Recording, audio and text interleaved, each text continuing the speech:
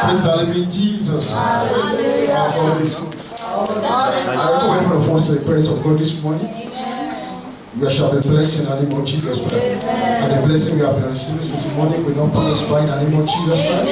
And very strong testimony shall follow in the name of Jesus Christ. Are you blessed? Yes. Because I am blessed already. Even if you don't preach again today, I am already blessed. I don't know of you. Hallelujah. Let's bow down our head for a short prayer. Father, in the mighty name of Jesus Christ. Lord, we thank you for this morning. We thank you, Lord, for your word. The Bible said the entrance of your word giveth light and understanding to the simple. Lord, we know nothing, O God of heaven, Spirit of the Most High God. Come and teach us your word in the name of Jesus Christ. Lord, the message you have for us this morning will not pass us by. Everyone you have appointed for blessing this morning, we shall be blessed in the name of Jesus Christ. We shall have the cause to glorify your holy name. In Jesus' name we pray. Praise the Lord. Praise the living Jesus. Our God is good. This morning, because of our time, we are just going to listen to a very short message from the presence of God. Amen.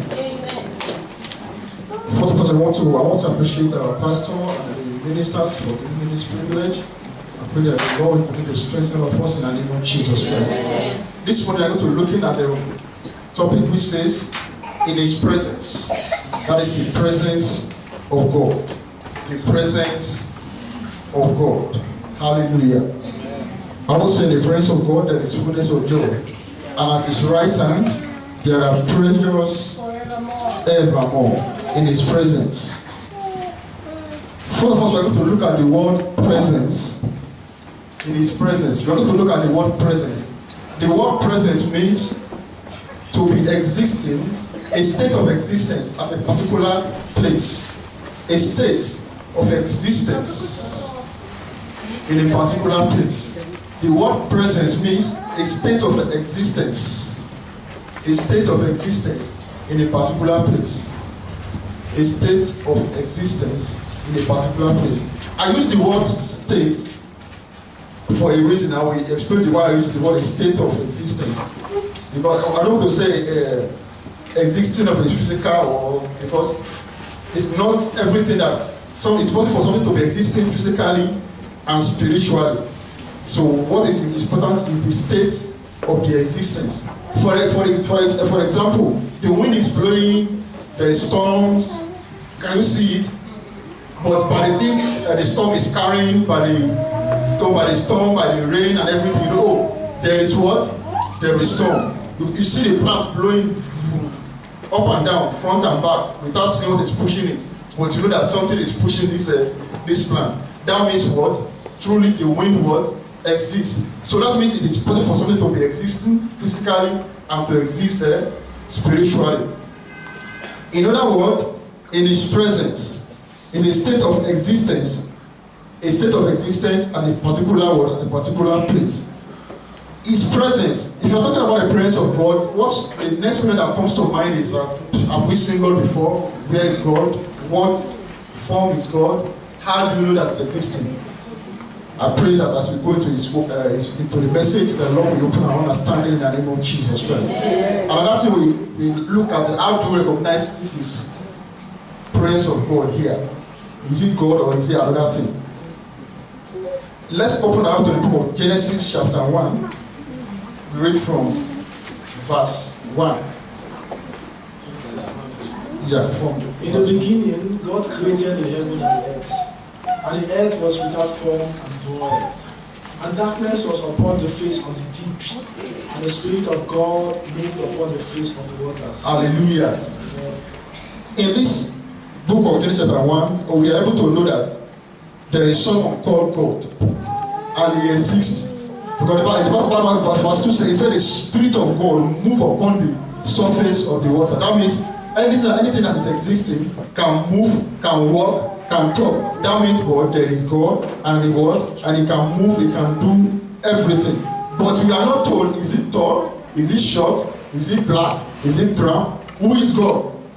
How come He's moving? We don't hear anything about His leg. We don't hear anything about His hand. But He's moving. Hallelujah. Amen. Thank God for His word. The Lord has not left us in the dark. Let's go to the book of John chapter 4 verse 24. John 4:24. John chapter 4:24. Yeah. God is a spirit, and they that worship him must worship him in truth and in spirit. Hallelujah. Bible says God is a what? He's a spirit. Those that worship him must worship him in truth and in spirit. That means what? You cannot see God with your physical eyes, but he what? He exists. But he exists. But he exists. In the time past, even up till this present moment, many have tried to give God a shape. They have tried to give God a face. They have tried to give God a nose. They have tried to give God a hand. But Bible makes us to understand that God is a spirit. You cannot see God. And if you want to worship God, you must worship him also in the spirit. And the next question is, we are physical human beings. How can we enter into the spirit? Because now to worship God. How come? It is possible. Bible says with God, all things are possible. Because we are his handwork. He created us. And his spirit is in us. So that is why it is possible for us to worship God in truth and in the spirit. In the past, as I've said earlier, and even today, many have worshipped what is not God because of what they are trying to give God, a shape, trying to give God a face, and trying to see what they are serving. And we have seen people bringing down an image, say this is their God, and this is how they understand God, and they are serving that God. We have seen people who are saying, they are serving the God of, in Africa where I came from, some people are serving God of thunder, God of this, God of that, God of anything. Even in far Indians, people are worshiping rats, they are worshiping cow, and they are, name it, anything you can think of. Because of what? Demonic manipulation or ignorance or lack of understanding, or I don't know, a lot of reasons are happening for that. And demonic manipulation is also involved because the devil also wants to worship as God wants to worship. And let me digress a little bit. I want to explain why all these things happen like this. Mind you, those who are worshiping those things, something is talking to them. Don't think because they put on a put there and say it's nothing. Yeah, physically it's nothing, but something is talking to them. Something is talking to them. And you see somebody, you bring out to his heart, look, it's not that right? Come on, let us go. No. They are talking to something is responding to them. I don't want to open the scripture too much because of time. When Moses got to the land of Egypt, he said, go and deliver my people. When he got there, he introduced himself to Pharaoh that God has sent me to come and deliver his people. He said, who is your God? That is the question he asked me. He didn't say, God, he knew Moses, say, we train you here, this small boy, you can't come here today and tell us, well, we know you. He said, who is your God? He said, who is your God? He didn't even see Moses. He said, who is your God that has to come and challenge me? He talked and he bring out his rod, he threw out his rod and it became straight. Simple thing. Magician, come out. They bring out their own rod and the snake is coming out from their own rod too. At that moment, I'm sure Moses will be very surprised that God did not tell me that this people have a rod that can turn to snake also. Devil is fighting tooth and nail to gain recognition. He wants to be known. He wants to take the place of God, and he has no rest. He is still fighting today. He wants to be seen as what? As God. And he has succeeded in some places. Many are worshiping devil, but they think they are worshiping God. Many even know that yes, this is devil, we want to serve devil, and they are serving devil. Even up to the devil is still fighting tooth and nail to receive all the worship that belongs to God. That he wants to be seen as God. He wants to take the place of God.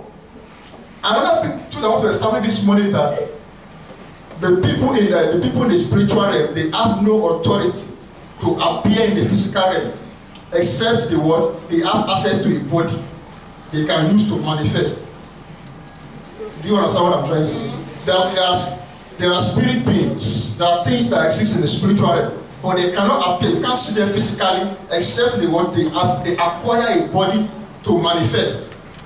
Even when Jesus Christ wanted to come to this earth, Jesus Christ was existing in the spiritual realm. They need permission of a body to enter. If not, if God is God, he can just enter Mary, go and point Jesus. No. He had to send an angel to ask for permission before Jesus Christ can be conceived in that womb. That is the rule that exists in the spiritual realm. If you are in the spirit, you can't come to the physical realm except you have a permission of the body to dwell in before you can appear. Hallelujah. Amen. That is how it is also. And one thing that attracts the spiritual realm is consistency. Consistency. If you carry this drum here now, in the corner of your house or at the backyard, and you are saying, hey, the God of this, the God of this, if you are doing it every 10 o'clock or 1 o'clock in the afternoon, you go there. By the time you go there the next 1 week, something will be talking to you from there. Because your consistency has attracted the attention of a spirit being that want to take worship. How is an opportunity for worship? Immediately they will respond. They will take you a man and say, what are you talking about? What is this? No, something will respond. By the time you are consistent, something will what? Something will respond to you. That's how it is. So don't think that because those who are serving, they are serving this as a lie. They are not. There is nothing they are talking to. There is nothing. No, something is talking to them. That is the Lord that operates in the spiritual realm. I pray that God will help us in Jesus' name. Amen. God is a spirit, and those who will worship Him must worship Him in truth and in spirit. In the past, when God is speaking to His people, He was very careful not to use a particular image or form to speak to people, so that people will not say, that is God, let's serve Him. Though, regardless of that, many still fall into that error and begin to worship what is not God, thinking that is God. Let's open our Bible to the book of Exodus, chapter 24, verse 15 to 18. Exodus 24, 15 to 18. And Moses went up into the mount, and the cloud covered the mount. And the glory of the Lord abode upon Mount Sinai, and the cloud covered it 6 days. And the 7th day he called unto Moses out of the midst of the cloud. And the sight of the glory of the Lord was like devouring fire on the top of the mount in the eyes of the children of Israel. And Moses went into the midst of the cloud, and gave him up in the mount. And Moses was in the mount 40 days. Hallelujah. When God was speaking with Moses on Mount Sinai, a cloud, a cloud appeared, and the glory of God was there. And God was speaking with Moses from the midst of the cloud. Is cloud God? Bible said at the time Moses walked into the midst of the cloud, and he was there for 40 days and 40 nights. Hallelujah. Amen. He was there for 40 days and 40 nights. Let's open our to the book of 1 Kings 19 verse 12. 1 Kings 19. Start from verse 11. Said, go out and stand on the mountain before Yahweh. Behold, the Yahweh passed by, and a great and strong wind tore the mountain and broke in pieces the rocks before Yahweh. For Yahweh was not in the wind. After the wind there was an earthquake. For Yahweh was not in the earthquake. Hallelujah. What verse is that? 11. Now 12. After the earthquake, a fire passed. For Yahweh was not in the fire. After the fire, there was a still small voice. Hallelujah. Bible says God is a spirit, and those that worship Him must worship Him in truth and in spirit. This is an encounter Elijah had with God. He said God bypassing. God means in Jewish called Yahweh. If God passed by, there was a cloud, there was a fire, there was a thunder, there was a storm, but God was not there. All those things are just signs that precede No, it's just for you to know that, you know, as a physical being, we like science. We like science at all. Let me know. I want to see it, how it is. I want to prove it. But God is a spirit. All those things are signs of his existence. They are not what? They are not God. Today, all over the world, people are serving God of thunder. They are serving God of wind, God of iron, God of anything, God of. Some people are even going to the mountain to say God of. They are saying calling God of mountain. God is God anywhere, any day, in your bedroom, God is God. All those things are signs of his existence. But those things are what? They are not God. But many have been deceived, or many have been demonically deceived, or due to misconception, and take what is not God to be God. Many have ended up serving what is not God today because of all these signs of God they seen. All these things are just signs of God's existence. I've seen a lot of people, even they put the picture of dove. They will say, they write, welcome Holy Spirit. Is Holy Spirit in the dove or something like that? All those things they are just signs. For example, when Jesus Christ was baptized by John the Baptist, Bible said heaven opened, and the Spirit of God descended upon Jesus like a dove. Bible did not say a dove descend on Jesus Christ. Like it was like a dove, not a dove is not descend on Jesus Christ. A dove did not descend on Jesus Christ. Bible said the Spirit of God descend on Jesus like a dove. But people are drawing dove. Say, welcome Holy Spirit. This is Holy Spirit. Holy Spirit is in this car. They put a stamp. They even sell it. Holy Spirit is in this car. They put the sticker on their car. Holy Spirit is here. And it's not Holy Spirit, my brothers and sisters.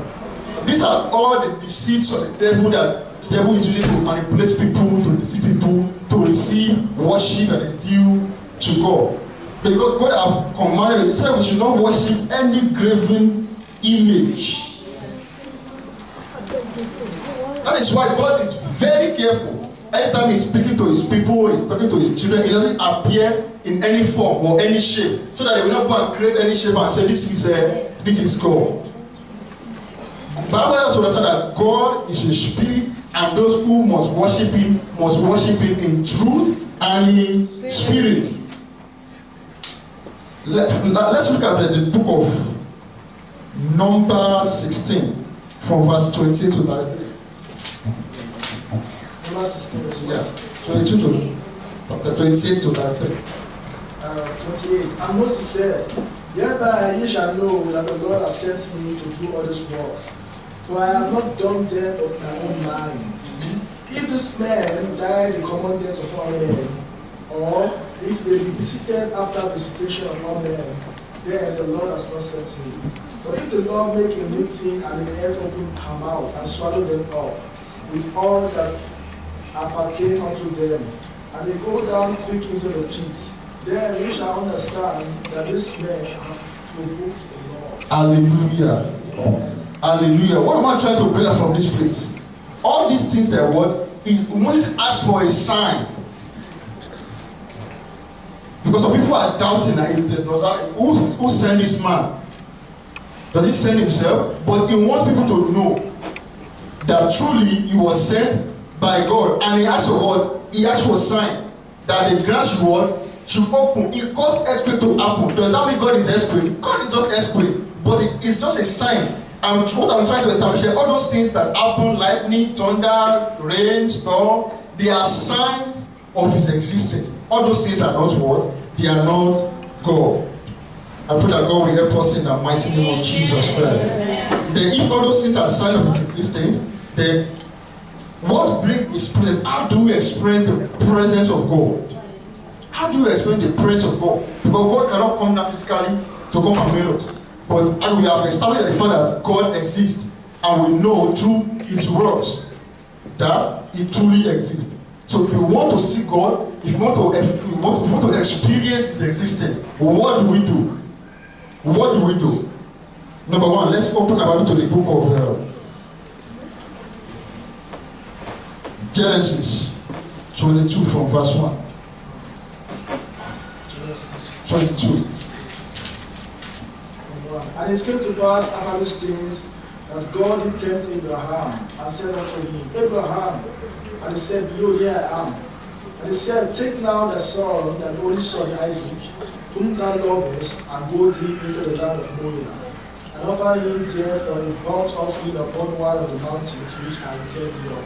And Abraham rose up early in the morning and saddled his ass, and took 2 of his young men with him, and Isaac his son, and cleaved the wood for a burnt offering. And he rose up and went unto the place of which God had told him. Then on the 3rd day Abraham lifted up his eyes and saw the place afar off. And Abraham said unto his young men, Abide here with the ass, and the lad will go yonder and worship and come again to you. And Abraham took the wood of the burnt offering and laid it upon Isaac his son. And he took the fire in his hand and a knife, and they went both of them together. And Isaac spake unto Abraham his father, and said, My father. And he said, Here I am, my son. And he said, Behold, the fire and the wood, but where is the lamb for the burnt offering? And Abraham said, My son, God will provide himself a lamb for the burnt offering. So they went both of them together. And they came to the place God had told him of, and Abraham built an altar there, and laid the wood in order, and bound Isaac his son, and laid him on the altar upon the wood. And Abraham stretched forth his hand and took the knife to slay his son. And the angel of the Lord called unto him out of heaven and said, Abraham, Abraham. And he said, There am I. And he said, Lay not thine hand upon the lad, neither do thou anything upon him. For now I know that thou fearest God, seeing thou hast not returned thy son, thy only son from me. And Abraham lifted up his eyes and looked, and behold, behind him a ram caught in the thicket by his horns. And Abraham went and took the ram and offered him up for a Praise the Lord. Praise the living Jesus. Our God is good. God, for us to experience the presence of God, the one thing that the first thing we must understand is what? Is obedience. Obedience. Obedience. Obedience. When you see an herbalist chanting a condition inside the presence of his heart, whatsoever the oracle, whatever they are talking to the demon talking to them, ask them to do, they will go and do it, and they will see results. I have seen people carry sacrifice, big in daylight. They are not even ashamed. They are not even scared because of what they want something, and that is what the demon or the oracle have asked them to go and do, and they go and what they go and do it. But you today will say we are children of God. Simple instruction, we take it for granted. And we say, God, pray, I know the answer for that church safe. I know they go again. Who told you? God is a God of consistency.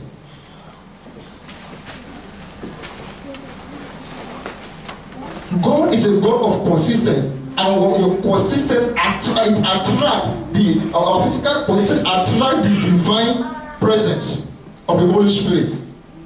If your service is 10 o'clock, the Spirit of God is there waiting for you 10 o'clock for you to be there. Well, we thank God for His mercy these days. Even at times we come late, most of the time we come late to the house of God, we do whatever we like, but God is still merciful. I pray that God will help us in Jesus' name. Obedience is one of the key that will help us to enjoy the presence of God. If you are not obedient, I pray that God will have mercy upon us in the name of Jesus Christ. Another thing is praises and prayer. Praises and prayer. Let's open our Bible to the book of Acts of the Apostles, chapter 16. Praises and prayer. Acts 16. Verse what? From verse 25. Acts 16, verse 25. And at midnight, Paul and Silas prayed. Hallelujah. He said at midnight. Continue. And sang praises unto God, and the prisoners heard them. And suddenly there was a great earthquake, so that the foundations of the prison were shaken. Hallelujah. And immediately all the doors were opened. Amen. and everyone's bands were loosed. Praise the Lord. Paul and Silas, they were in captivity, in chains, in prison. In prison. What did they do? Acts 16, from verse 25. They were in prison. They are, instead of crying or complaining, which God are we serving? We have want to go and preach the gospel. See what has happened to us now. What kind of God is this one? We want to go and preach the gospel. They arrest us. They put us in prison, and we don't know what to do now. What kind of God is this? Is it God? No, they didn't complain. What did they do? They are singing praises. They pray and they praise God, even right in that difficult situation. And what happened? Bible said there was earthquake everywhere. The whole foundation of the prison was shaking, and all the chains and gates were breaking to pieces because of them. What happened? They invite the presence of God. They invite the presence of God in the situation, and things turn around. There is power in prayer, and there is power in praises. Even the children of the devil, they praise God. They praise their own devil. If you flush our mind back, we see what happened with Elijah with the prophet of Baal. Where they are dancing on the mountains, they are tying themselves, sacrificing, jumping, cutting themselves. They have been doing it before, and their God has been answering them. But now, because it is time for God to prove himself, so their own God have to bow for one God. Hallelujah. Amen. There is power in praises and prayer. All these things, it invites the presence of God. What is that situation that you are passing through? What is that your challenges? If you can adopt the power of prayers and praises, not only in the church, not only in the daytime. Here we are told that Paul and Silas, they do what? They praise and pray in what? When? In the midnight. In the midnight. And when the man of God was ministering, he said, this day, prophecy have made us to be Christians to be lazy. We don't want to pray again. And that is the fact. These people are in problems. But they didn't allow their problems to weigh them down. They did not complain, oh, this God, at least I'll be going to church now, what is happening? No! Instead of complaining, they did what? They praise God, even right in their problems and circumstances. And they do what? And they pray. And God intervene. I pray that God will help us to take these kind of steps in the mighty name of Jesus Christ. Amen. Another thing is sacrifice. Let's open to the Bible to the book of 1 Kings chapter 9. 1 Kings chapter 9. From verse 3. And the Lord said unto him, I have heard their prayer and their supplication. Start from verse 1, please. Verse 1. And it came to pass when Solomon had finished the building of the house of the Lord, and the king's house and all the Solomon's desire, which he was pleased to do. Then the Lord appeared to Solomon the second time, as he had appeared unto him at Gibeon. And the Lord said unto him, I have heard thy prayer and thy supplication that thou hast made before me. I have hallowed this house which thou hast built, to put my name there forever, and my eyes and my heart shall be there perpetually. Hallelujah. Amen. If you look, this place is an encounter of King Solomon with God. After he has finished building the temple and his house unto God, he made a huge sacrifice. If you read the story from the beginning, it's a very long chapter. From which he started from chapter 8. He made a huge sacrifice of goats, rams in thousands and hundreds to God. He makes each sacrifice unto God, and to dedicate not his own personal house, to dedicate the house of God. And after the sacrifice, the Bible says God appeared unto him. Sacrifice is one of those things that do what? That challenge the presence of God. And those things that challenge the presence of God. Today we are not making sacrifice of goats and lambs and goats and rams. But our offerings, our seeds in the house of God, they are very important. Our tithes, our seeds, our offering in the house of God, they are very important. they speak, if you don't know. They speak. I've had a testimony of a woman back in Africa then. He went out to the market. Before he came, he met his son in the house, dead. Whether somebody killed the boy, he didn't know. Whether it was a attack or anything, she can't explain. She just met her child inside the house alone, dead. Say, what? She didn't shout. She was confused. She didn't know what to go. But the only thing that came to her mind was my tithe. She looked around and she looked under her pillow and bring out her tithe card and placed it upon this board. And he closed the door and went to the evening service. She was in the evening service when the neighbor came to call her that, why are you doing like this? Your child is inside the house. She was crying. He was crying since. He has been knocking the door. He was crying. You lock your child and you go to church. What kind of mother are you? They don't know what actually happened. So they now came to visit me in the church to collect keys so that they can open the door for the boy to come out. By the time they told her, she fell flat on the ground and was rolling. She was like, we came to collect key. You fall down, you are crying. What is the problem? Before she now began to explain the testimony to them that actually the child was even dead before. He placed a tithe card on the child and came to evening service to serve God and God, all my tithe, all my offering in your house, this is what are you going to use to pay me? She came to church to challenge God. If she has not been faithful to her tithe, what sacrifice will he use to challenge God? Nothing. He won't have anything to challenge God. I said, God, you said that I'm faithful. This is it. That is this how I would really agree like this now? And God has to show up. He provoked the presence of God, and God appeared in the woman's situation, and the child was back to life. And to the glory of God, the woman became an happy woman. Just like a woman with Elijah. The woman was barren. And what did the woman do? And she said, this man has been passing here every time. I think he's a man of God. Let's build a small tent for him here. And they built a tent for Elijah and his servant, Gehazi. After some time, the man said, oh, she observed that something is missing in this family. Every time I came here, I saw the husband, I saw the wife. No small thing is walking around. I think they don't have a child. And he said, by this time next year, a child will come from here. And as exactly so as he had done it, the woman has a son. Why? Sacrifice. Sacrifice. They make a space for the man of God, and the man of God bless them with his man, and it comes to pass like that. I pray that God will help us as we walk in this direction. God will help us to make sacrifice that will bring down his presence in a situation in the mighty name of Jesus Christ. The presence of God is so important in the life of the believers. It's so much important because the presence of God brings solutions. It brings everything. Let's look at the benefit of his presence as we round off the message. Benefit of his presence.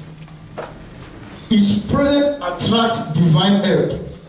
We can see that in the 1 Chronicles chapter 12 from 16 to 18. Let me read it. I just opened the verse. 1 Chronicles chapter 12 from verse 16 to 18. Benefit of his presence.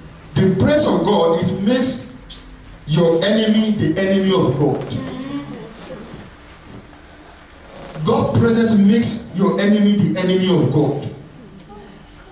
1 Chronicles chapter 14 verse 17. We are not going to read it, just write it down. 1 Chronicles chapter 14 verse 17.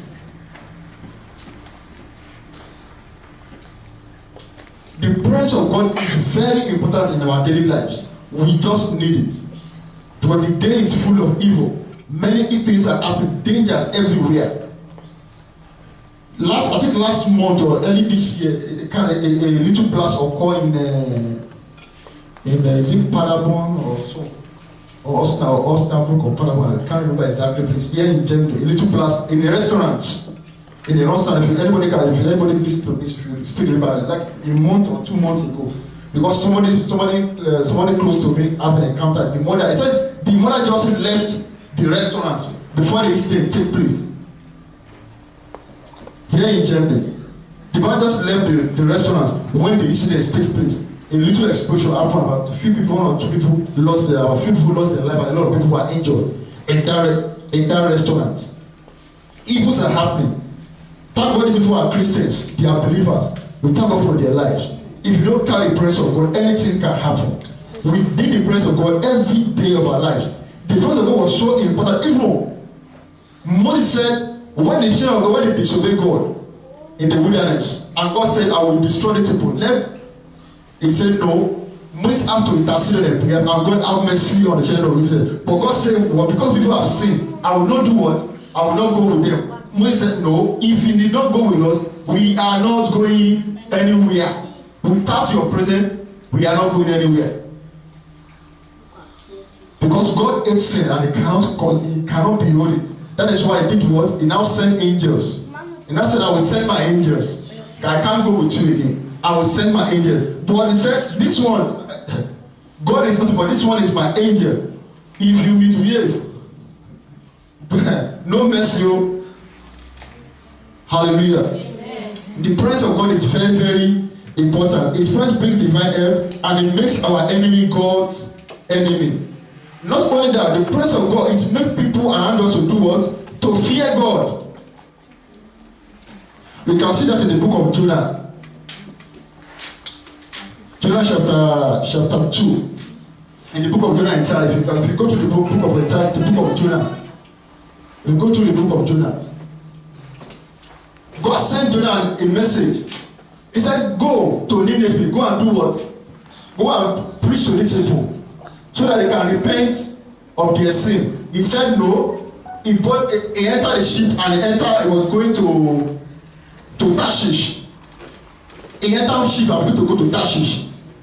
Before you know what is happening, he went to go and sleep under the boat. He was sleeping when the ship is going. And there was a great storm. Everybody was running, enter and scatter. We are dying. What is going to happen? They throw their goods. No way. Until the master of the ship go and saw him. People are dying outside. You are here sleeping. What is your problem? Call upon your God. Maybe your God will hear us. We have called our own God. Our own God cannot save us. So maybe your God will save us. Call upon him. They now do it. They call it a lot. A kind of. They do a lot among themselves. That who is responsible for all these things? And they fell upon him. It's Jonah. What have you done? He said, I know it's bad. The problem of all that is happening here, I'm the cause. And the cause of all this will say, so pray with your God now. Maybe you will save, but people will not die here. He said, do you know the solution? Just carry me and throw me inside this water. They are afraid. Throw us here inside this water. God, we don't want to, we have not finished the one we are in some ground. He said we should throw him. We don't want to commit more down. If you die, your blood is not on our head. Why? What happened there? Within few hours, God converted so many souls inside that ship to his side. Because they don't know God before. But because of that experience, they say, your God is this powerful because you disobeyed. Look at what is happening. We almost die here because of your disobedience. Immediately they throw Jonah into that water. And the wind, everything ceased. There was quack everywhere. Since that day, they know that there is another God that is bigger than all this nonsense they have been sounding calling, they call God. So the praise of God, it makes other people want to do what? To fear your God. Look at what the testimony of our sister. I've had others several complain about the neighbors, they don't allow her to rest, she can't do anything, she clean, they complain, if you open the window, they say he's opening the door, he's cooking, a lot of complaint every time. But suddenly, the people back themselves without even giving the code that say we are going to, he said no. We need, as a believer, we need the presence of God because the devil is everywhere. He wants to intimidate you. They want to press you down anywhere. You are not that will say, no, I serve a living God. Let them know that the God you serve is bigger than their own God. But one thing about God is that if you keep quiet, God will be looking at you. We see what is happening to Paul and Silas. Right there in the situations, they didn't keep quiet. They keep on pressing and praying, even in the midnight, that God, your name will not be condemned because of us. We are not going to die like this. You must intervene and God show up. So as Christians, we need to learn to invite the presence of God in every day of our life, in our situation, in prayer, in praises, with our sacrifice, with our obedience. I pray as we do this, God will surely show up in our situation and His name shall be glorified. Amen. The presence of God guarantees victory. Amen. It guarantees solutions. It guarantees blessings. Amen. It guarantees developability and favor. Where people are going and they are turning them back, you will go there and they will accept you. And they will say, how do you do it? It is your God. I pray that God will help us in the mighty name of Jesus Christ. As we invite the presence of God in our daily lives, it will show up in a situation in the mighty name of Jesus Christ. Amen. Don't let us forget how to invite the presence of God. We should make it our daily practices, our sacrifice, our prayer, praising the Most High God, and mostly obedience to God. I pray as we do this, God will help us. He will show up in our situation daily, and His name alone shall be glorified in our lives in the mighty name of Jesus Christ. Let's be on our feet as we pray in the mighty name of Jesus Christ. Hallelujah. Father, in the mighty name of Jesus Christ. Almighty God, we thank you for your word. Lord, we have learned at your feet over heaven how to walk in your presence, the presence of God. We have looked into how to invite your presence. Lord, as we practice all these steps that you have opened us to see, oh God, show up in our situation in the mighty name of Jesus Christ. In every day of our lives, oh God, let us be the carrier of your glory and your presence in the mighty name of Jesus Christ. And let your name alone be glorified. In Jesus' name we pray.